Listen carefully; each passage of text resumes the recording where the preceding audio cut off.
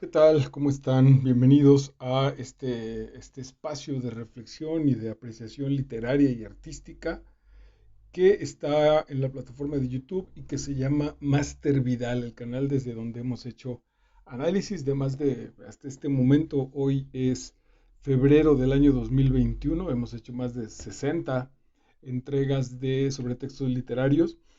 Entregas sobre desarrollo personal, tenemos la psicología del éxito, tenemos heridas en la infancia, mujeres que corren con lobos, etcétera. Pues, y hoy estamos entregando a partir de una línea básica que es el arte. Hemos desprendido dos vertientes. Una, para hacer un seguimiento y una apreciación de calidad y sobre todo de profundidad espiritual al final del camino, en el asunto de las artes, del arte en particular y de las artes perdóname, del arte en general y de las artes en particular. Pasaremos en este taller, en esta información que terminará o que se irá construyendo en un taller, pasaremos a probar algunas de las posibilidades en las expresiones artísticas, lo cual va a ampliar nuestro horizonte de registro y de producción de belleza. Y la otra, a partir de qué es el arte, que define a la actividad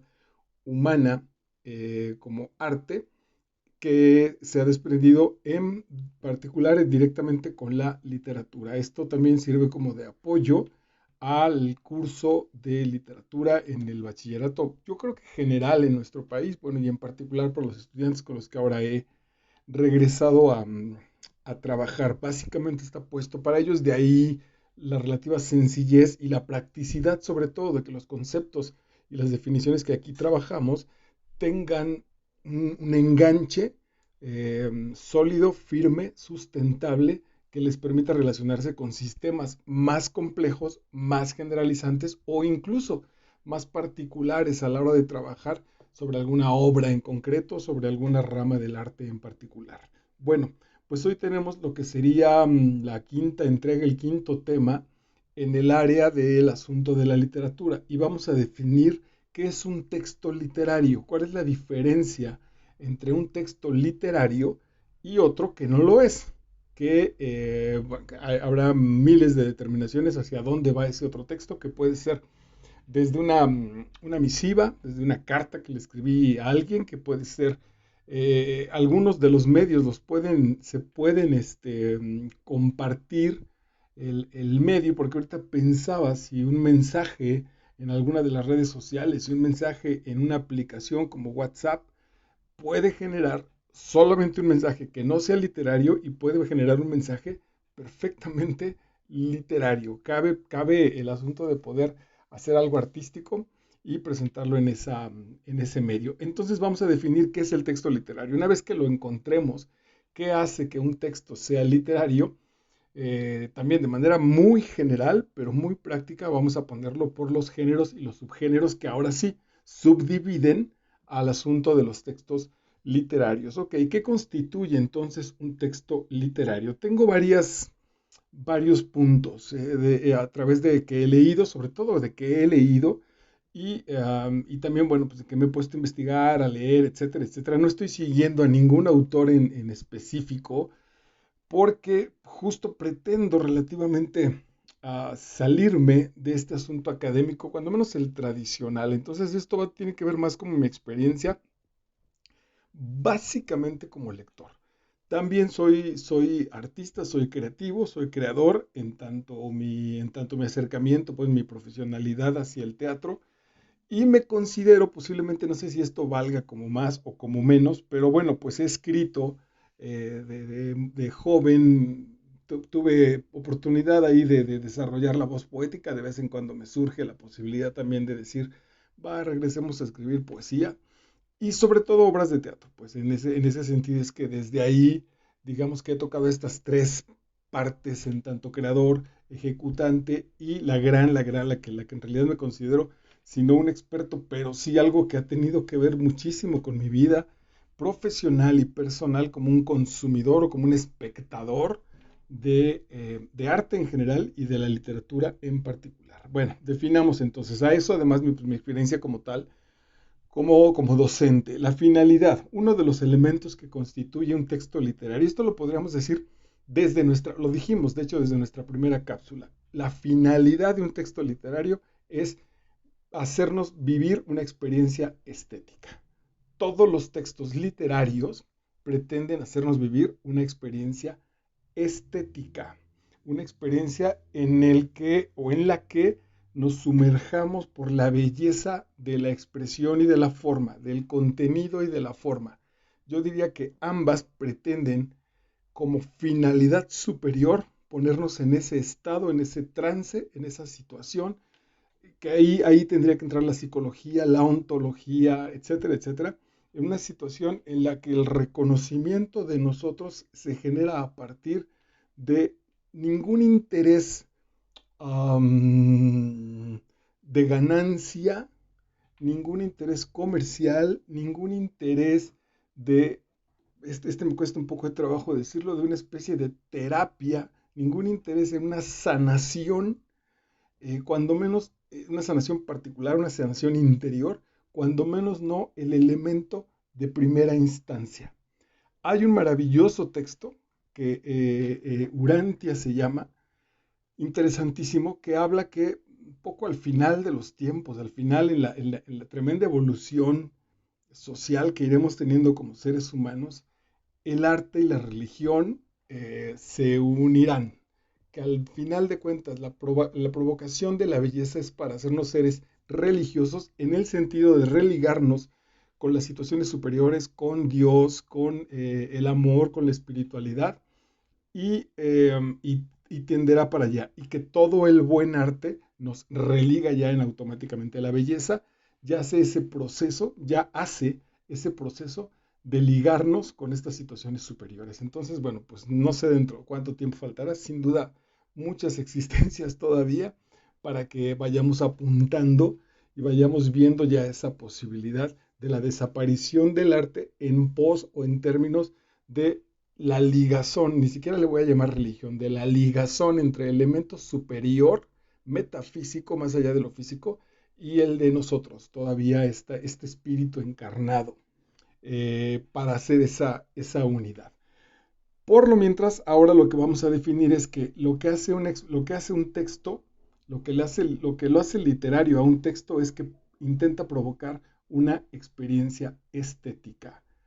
Por eso entonces las novelas de García Márquez, las películas en general, es que todas van a tener ahí sus fronteras muy sutiles. Las fronteras casi siempre se van a poder mover porque hay muchas determinaciones hacia un lado y hacia otro. Pero bueno, en general alguna obra de teatro, un espectáculo dancístico, etcétera, cualquiera de las manifestaciones en las 7 bellas artes estaría implicando ya el ajuste de lo que primero interesa es que nos coloquemos en una situación de captar la belleza, lo profundo, que no tengamos otro interés. Ya aquí podría aparecer uno de los muchos asteriscos, una de las muchas comillas, con la arquitectura, por ejemplo. La arquitectura, la construcción arquitectónica importa que sea bella o que sea práctica, que proteja, o al mismo tiempo, no, es decir, protege, pero también es hermosa, cuida del frío, de la temperatura, pero también es bella o es bella y además cuida de la temperatura. Discusiones que seguramente tendríamos que particularizarlas a veces en cada caso, pero por ahora, insisto, para generarlo de manera sencilla, cuando tú te enfrentes a un texto y ese texto tiene la intención de colocarte una experiencia estética, estás frente a un texto literario, que no quiere decir nuevamente que un buen tratado de matemáticas, que un libro bien hecho de didácticamente bien hecho de matemáticas, de biología, esté bien escrito.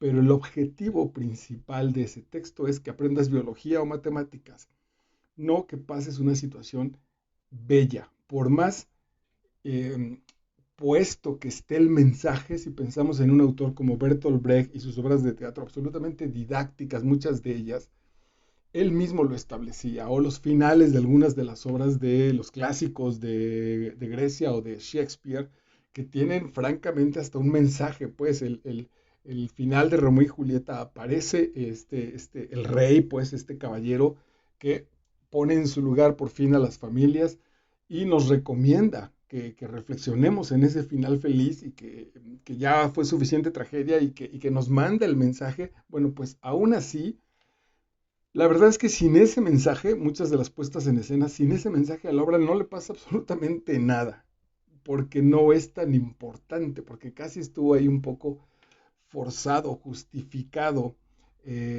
pero la obra en sí, el elemento de belleza, el elemento estético que guarda es lo suficientemente poderoso para que se sostenga. Bueno, pues espero haber sido claro, cuando menos con esto. La finalidad de un texto, cuando es la belleza, se convierte en un texto literario. Evidentemente, cuando menos en la forma, por ejemplo, la poesía es muy clara. El puro elemento de escribir lo que queremos decir a partir de la medida de los versos, que son los versos, las líneas. Cuando tú ves un poema que está acomodado en versos, que está presentado en versos, cada verso es una línea. Bueno, la medida de esas líneas, el número de sílabas que tienen esas líneas, ahorita lo vamos a profundizar un poco más, ya da un elemento que intenta generar belleza, porque lo pude haber dicho así, lo pude haber dicho de corrido, le llamamos en el habla, lo pude haber dicho narrándolo, sin fijarme en la medida. Bueno, cuando ya me propongo que lo que voy a decir va a estar en renglones de 11 sílabas, ya estoy intentando generar belleza, que además eso rime y etcétera, etcétera, ya de entrada me parece que es la que más se acerca al elemento de la generación de una situación estética.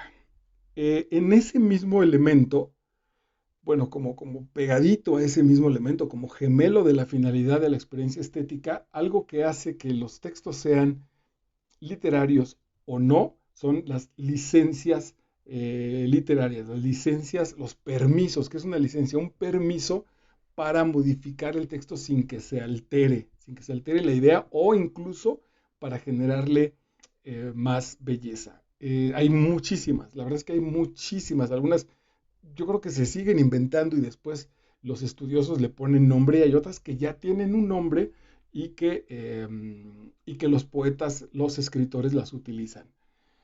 Ya había usado yo este ejemplo en alguna de las entregas, por ejemplo, en alguna ocasión nos dejaron un trabajo, todavía era yo estudiante, para hablar sobre los nervios, el estado nervioso del ambiente. Y entonces mis compañeros hicieron sus ejercicios y entonces la familia estaba nerviosa, o el pueblo, o la ciudad, y yo me enfoqué solamente en las manos. Yo ni siquiera puse el nombre del personaje, sino todo el nerviosismo que determinaba la escena, yo solo lo puse en unas manos. Entonces, ¿sabes que ya no me acuerdo, pero en unas manos se golpeteaban, se apretaban, sudaban, se tallaban, se refrescaban. Todas esas cosas que estuve poniendo de verbos eran para que yo remarcara el nerviosismo de estas manos. Bueno, hay una licencia que te permite que a partir de un elemento mínimo puedas generalizarlo. A partir de que nosotros entendemos que vemos unas manos nerviosas, entonces sabemos que hay alguien a quien le pertenecen esas manos y que el ambiente puede ser de nerviosismo. Los narradores de fútbol, la otra escuchaba a uno, dice, va el jugador, lanza el balón buscando unos pies que rematen esa pelota. Evidentemente el balón ni busca, que por ejemplo ese proceso de las cosas, creo que la licencia se llama humanización, pero no estoy cierto. Cuando la pelota no busca, la pelota no va buscando. Sin embargo, este proceso, esta licencia poética, nos hace pensar que la pelota va buscando quién la meta en la portería. Bueno, dice, la pelota va buscando unos pies que la rematen. Y los pies pertenecen a alguien. Lo normal, lo correcto para especificarnos tendría que ser un jugador patea la pelota, se la lanza a fulano de tal que intentará hacer el remate.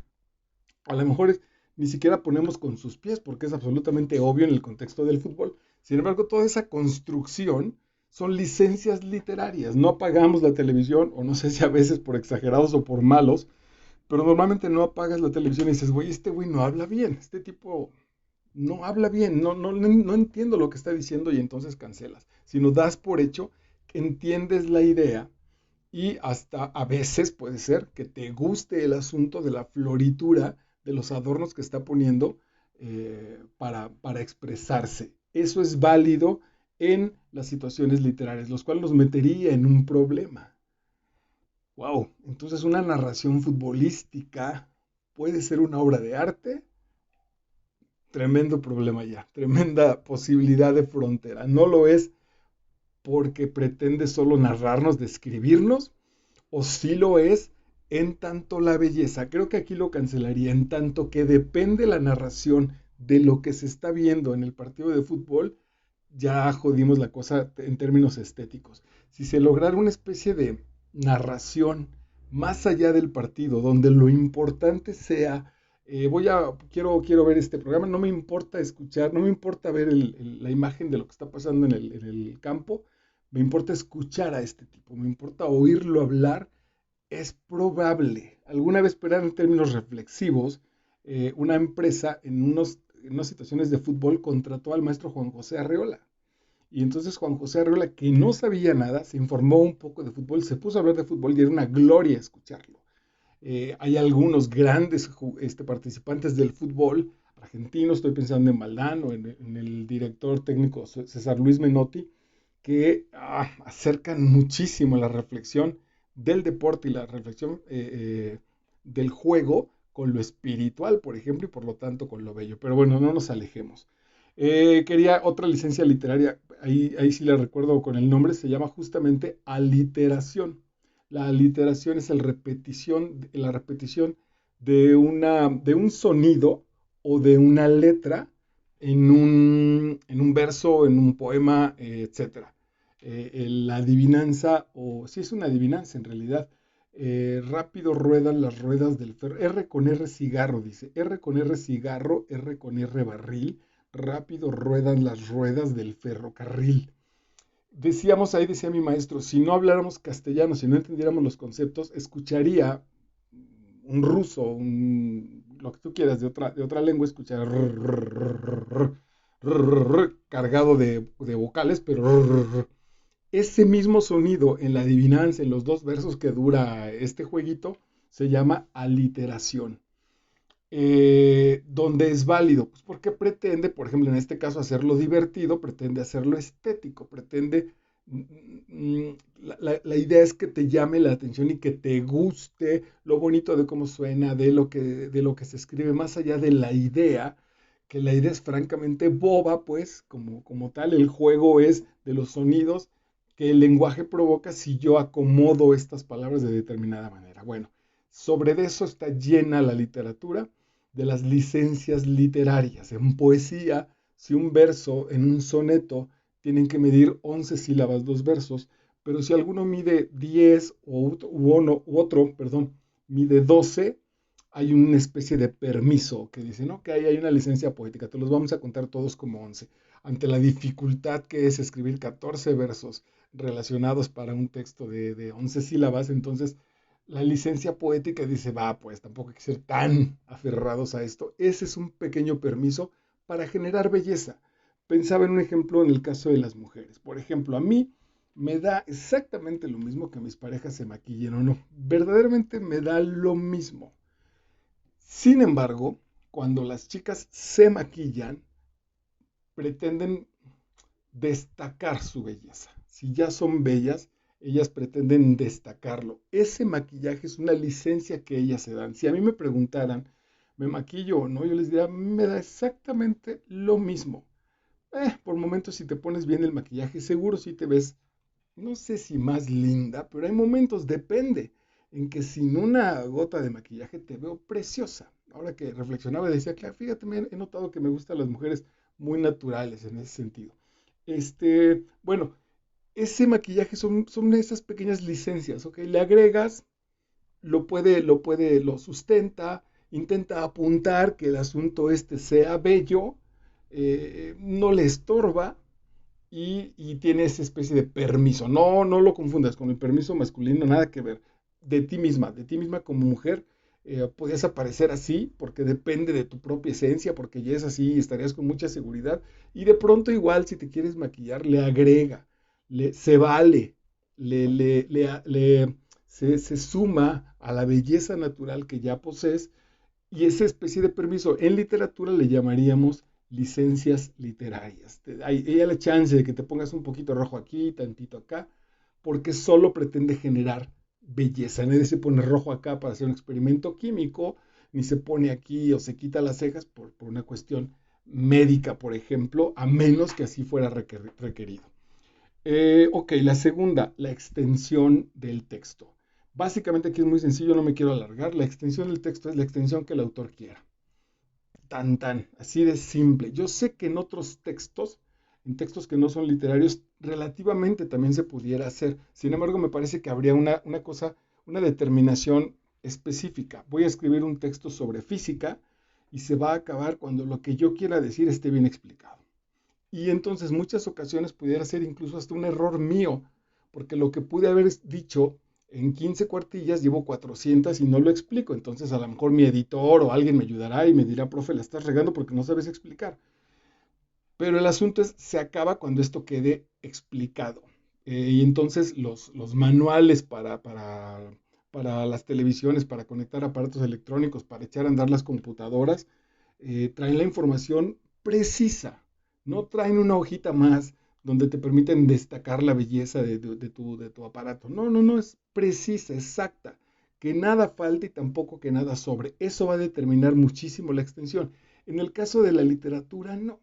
En el caso de la literatura puedes jugarle, puedes agregar, puedes quitarle. A lo mejor dice el director de teatro, ¿sabes qué? Quítale el final, que no le dejemos al público, no le sugiramos ni siquiera en qué acaba, que se vaya sin esa información. Y entonces la botas, se corta y no hay manera. Está en la determinación del creador. Entonces puede tardar lo que sea, puede ser tan breve como los poemínimos del maestro Huerta, o puede ser el Mahabharata, que creo que es 11 veces más grande que la Biblia. ¿Quién lo define? El que la escribe. Eso es en términos de la extensión. Hay libertad en ese asunto. Siguiente, el orden gramatical. En la cápsula anterior te explicaba que el orden gramatical, el manejo del orden gramatical ayuda a tener más claras las ideas. Bueno, una vez que manejas este proceso de parte de los autores, de los creadores, de los escritores, se pueden dar el lujo de romper ese orden gramatical. Anotaba aquí como ejemplo, hay una obra muy bonita que se llama El burgués gentil hombre, del maestro Molière, y un maestro un poco presuntuoso, un poco como, hasta como ladrón, porque en realidad es un ignorante, le enseña al burgués, que ahora, claro, como buen burgués está asumiendo, está cambiando de clase, le enseña a hablar.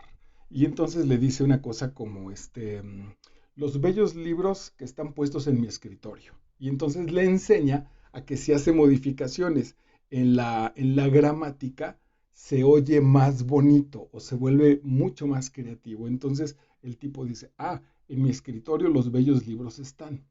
Están en mi escritorio los libros bellos. Libros bellos en mi escritorio están. Bellos los libros que están en mi escritorio. Y el cuate está extasiado porque está jugando con ese orden. Bueno, ese orden es parte del asunto literario. Si vas a ser astronauta de la NASA, las instrucciones vienen absolutamente específicas. La lámpara que tienes a la derecha solo tiene un botón, on y off. On encendida, off apagada. Tan tan. Y la lámpara siempre va a estar a la derecha. Aquí se asoma.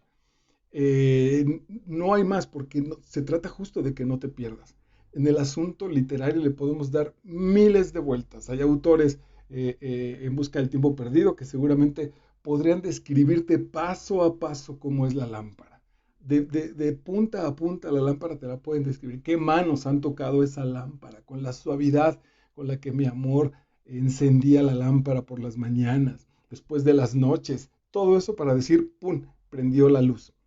Así es la literatura y eso es lo que la distingue de los textos relativamente normales, el orden gramatical. El manejo del tiempo. En realidad, incluso los textos que no son literarios, ah, bueno, claro, algunos, los técnicos no les importa. A mí me parece que a los libros técnicos no les importa el asunto del tiempo en tanto la expresión. Pensaba justo en el periodismo. En el periodismo hay un subgénero que se llama la crónica y se llama así en honor del dios Cronos, el dios del tiempo. Bueno, la crónica tiene la particularidad de hacer el seguimiento lineal del tiempo. Si va a ser una crónica, te van a establecer en esa crónica periodística el evento, posiblemente incluso los antecedentes del evento, el antes, el evento y toda su repercusión día a día, hora a hora, o lo que defina el autor o el periodista, pero ya das por hecho en la crónica que va a suceder como fue pasando históricamente, como fue en la realidad histórica en el tiempo. En el texto literario el tiempo puede ser así o les vale verdadero cacahuate. El tiempo se lo pasan por el arco del triunfo, lo ponen donde se les pegue su absoluta y regalada gana. Había apartado uno de los libros que estoy leyendo, Yo, el Supremo, del maestro paraguayo Augusto Roa Bastos. Yo, el Supremo, que te enteras, está interesantísimo, el primer capítulo es muy poderoso, entonces, bueno, pues me atrapó. Y el segundo capítulo me costó trabajo, regresé 3 veces, regresé al final del primer capítulo y lo empecé de nuevo el segundo capítulo un par o 3 veces porque algo está pasando, a ver, confía, me seguí, no le agarré la onda perfectamente y en el tercer capítulo me entero que el segundo capítulo estaba en el futuro del personaje. Lo estoy exagerando porque no, ya no estoy particularizando. No vaya a ser que seas un conocedor de la obra y digas, este güey es un mentiroso. Estoy poniendo el ejemplo. Y a la mitad del libro te enteras que en el mero centro del texto está hablando del final, por ejemplo, te está resolviendo el final. Esos manejos en el tiempo histórico que los descomponen, quitan partes para ponerlas al inicio, algunas que estuvieron muy lejos las pondrán para nosotros al final de la lectura, etcétera, etcétera. Eso es una distinción muy grande de los libros o de los textos literarios. Sería innumerable, pues, los ejemplos que puedo generarte, ¿no?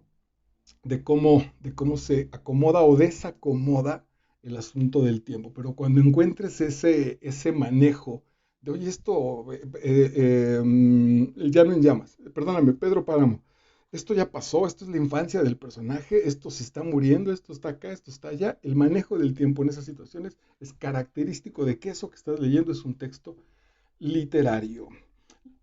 Quizá el más importante, perdóname, quizá, aquí anotaba, quizá el más importante en tanto de la distinción de lo literario o lo no literario sea la ficción. ¿Qué es la ficción? Híjole, qué complicado.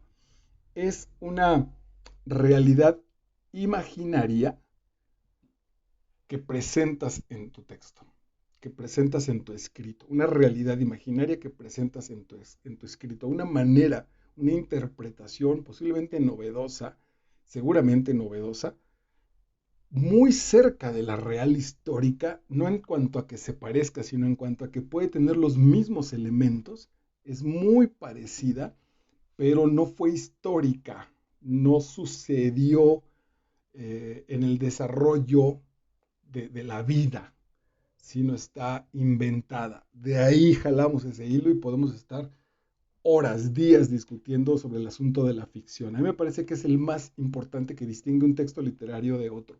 Porque un tratado de química, un texto de química pretende decirte la verdad y lo que te va a decir que hagas como experimento, el resultado que te está proyectando, ese es el que va a pasar si haces las cosas bien. En el texto literario no hay garantía de eso, porque está inventándolo. Hay un texto de García Márquez en los 12 cuentos peregrinos sobre unos niños que yo supongo que el contexto real son unos niños que se quedaron solos en un departamento de Madrid. Se sentían tan solos, estaba tan cancelada su vida infantil que invitan a otros amigos y la historia va de que cuando encienden la luz inunda el cuarto como si fuera agua. No es agua, sino como si fuera agua.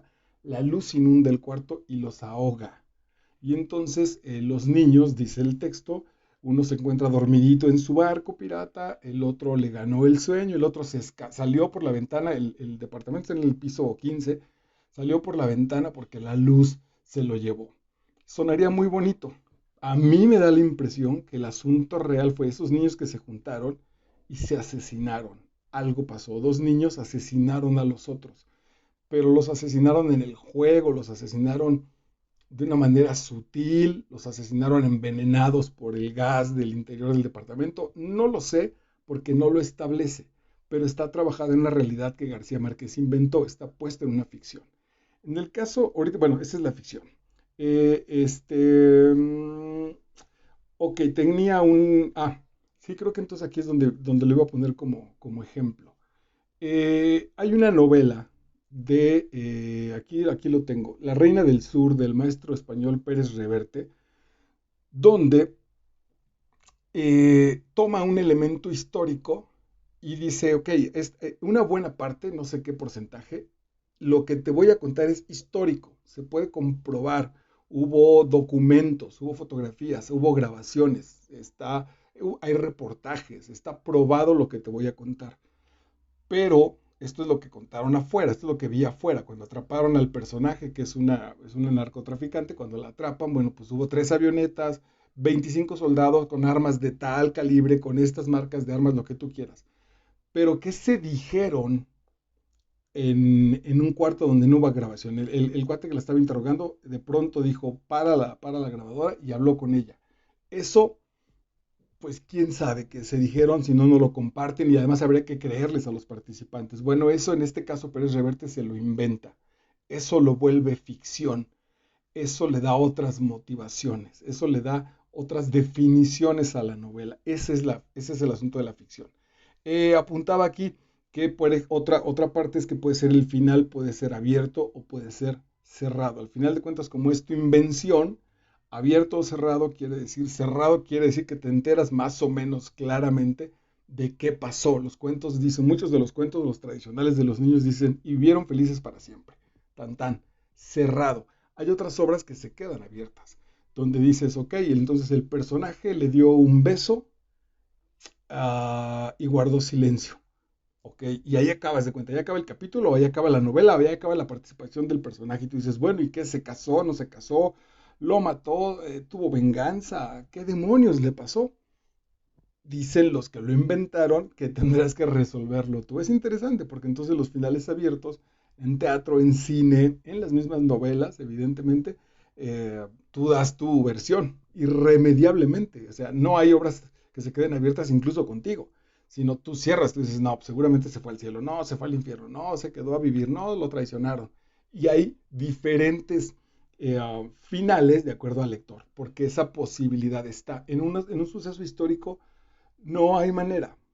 Tal personaje, el 18 de marzo nacionalizó el petróleo. Tan, tan, el presidente Cárdenas, ¿no? El 18 de marzo del 38 nacionalizó el petróleo.